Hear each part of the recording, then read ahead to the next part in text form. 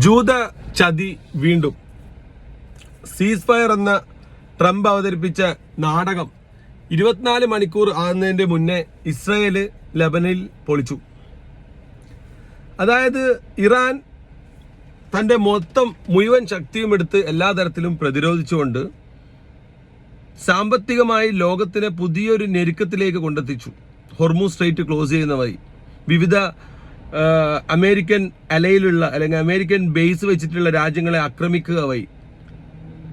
അങ്ങനെ മനസ്സില്ലാ മനസ്സോടെ ഇവര് അമേരിക്ക സീസ് ഫയർ പ്രഖ്യാപിച്ച് നിന്ന സമയത്ത് ഒരു ദിവസം പോലും പൂർത്തിയാകുന്നതിന് മുമ്പ് ഇസ്രായേലിന് തന്റെ തനിക്കുണം കാണിക്കാതിരിക്കാൻ പറ്റില്ല. കാരണം അവരുടെ പ്രോബ്ലം ഇറാനോ അവരുടെ പ്രോബ്ലം ഈ പറയുന്ന മറ്റുള്ള അറബ് രാജ്യങ്ങളോ ഒന്നുമല്ല.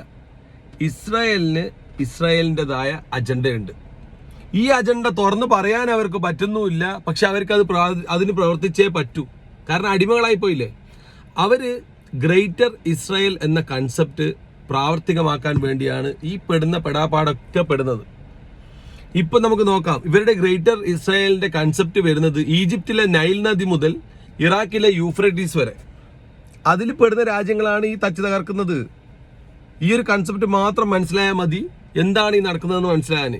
ഇപ്പൊ ലബനാൻ, ഗ്രേറ്റർ ഇസ്രായേലിന്റെ കൺസെപ്റ്റ് പറയുകയാണെങ്കിൽ വെസ്റ്റ് ബാങ്കിലുള്ള പലസ്തീന്, Lebanon, Syria, Jordan, Saudi Arabia, ഈ 5 കൂടി വലുതാക്കിയിട്ട് ഇവർക്കൊരു ഗ്രേറ്റർ ഇസ്രായേൽ എന്ന് പറഞ്ഞിട്ട് ബൈബിളിൽ ഇവർക്ക് എന്തോ ഒരു വാഗ്ദാനം ചെയ്യപ്പെട്ട ദൈവഭൂമിയുണ്ട്. ഇസ്രായേലികൾക്ക് വാഗ്ദാനം ചെയ്യപ്പെട്ട അത് ദൈവം കൊടുക്കൂലെങ്കിൽ ഇവര് അടിച്ചെടുക്കുന്ന പറയുന്നത്, അത് യുദ്ധം ചെയ്തിട്ട് നേടിയെടുക്കുന്ന പറയുന്നത്.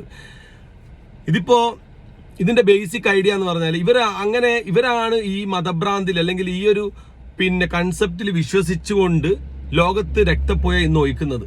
പക്ഷേ അവർക്ക് ലോകത്തിന് മുന്നിൽ കാണിക്കാൻ വേണ്ടി, ഇസ്ലാമോഫോബിയ ഉണ്ടാക്കാൻ വേണ്ടി അവർ തന്നെ അവരുടെ സൃഷ്ടിയായിട്ട് ഉണ്ടാക്കിയെടുത്ത ആക്രമണങ്ങളിൽ കൂടി നമ്മുടെ ഹിസ്റ്ററി നോക്കുവാണെങ്കിൽ ഇവര് ഈ ഹെസ്ബുള്ള എന്നൊരു സാധനം ഉണ്ടെങ്കിൽ അതിനെ തെരഞ്ഞു പിടിച്ച് കൊല്ലുകയല്ലേ ചെയ്യേണ്ടത്. ഈ ലബനാനിൽ ഇന്ന് നടന്നത് എന്താ?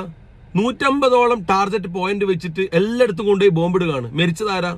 സ്കൂളിൽ പഠിക്കുന്ന ചെറിയ കുട്ടികൾ, 100ഓളം കുട്ടികൾ, 100ഓളം സ്ത്രീകൾ. ഇന്നലെ മാത്രം റിപ്പോർട്ട് ചെയ്ത 400 ആൾ മരിച്ചതിൽ അതിന്റെ 60 to 70% പെൺകുട്ടികളും സ്ത്രീകളുമാണ്.